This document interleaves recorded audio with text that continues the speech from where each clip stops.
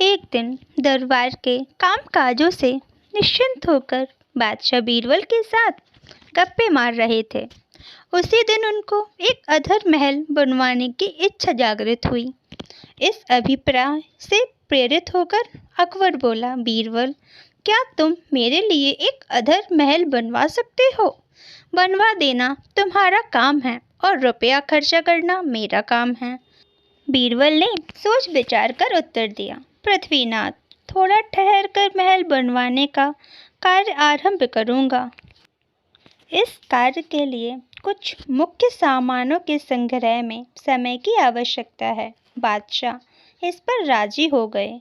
फिर बीरबल ने एक दूसरी बात छेड़कर बादशाह का मन दूसरे कामों में उलझा दिया। शाम को अवकाश पाकर घर लौट गया। दूसरे दिन बहेलियों को रुपए देकर जंगल से तोतों को पकड़ लाने की आज्ञा दी। हुक्म की देर थी, बहेलियां उसी दिन सैकड़ों तोते पकड़ लाए।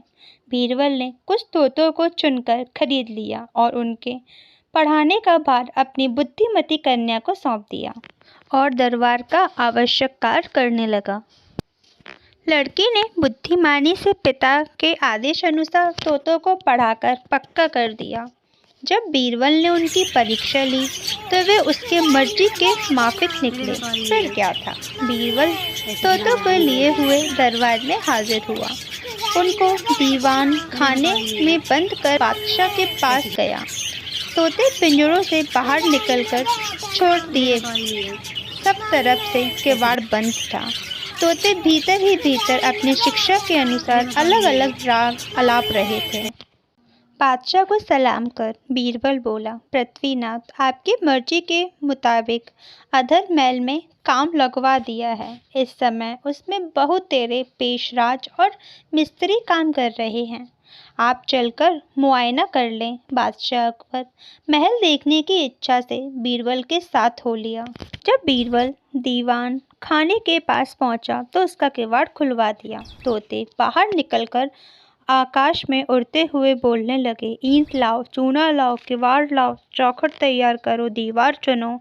इस प्रकार आकाश में तोतों ने खूब शोरगुल मचाया। तब बादशाह ने बीरबल से पूछा, क्यों बीरबल, ये तोते क्या कह रहे हैं? बीरबल ने अदब के साथ उत्तर दिया, हुजूर, आपका अधर में लटका महल तैयार हो रहा है। उसमें ये पेशराज और बड़े लोग लगे हुए हैं। सब सामान एकत्रित हो जाने पर महल बनना शुरू होगा। बीरबल की इस बुद्धिमानी पर बादशाह अकबर हर्षित हुआ और उसको बहुत सा धन देकर विदा किया।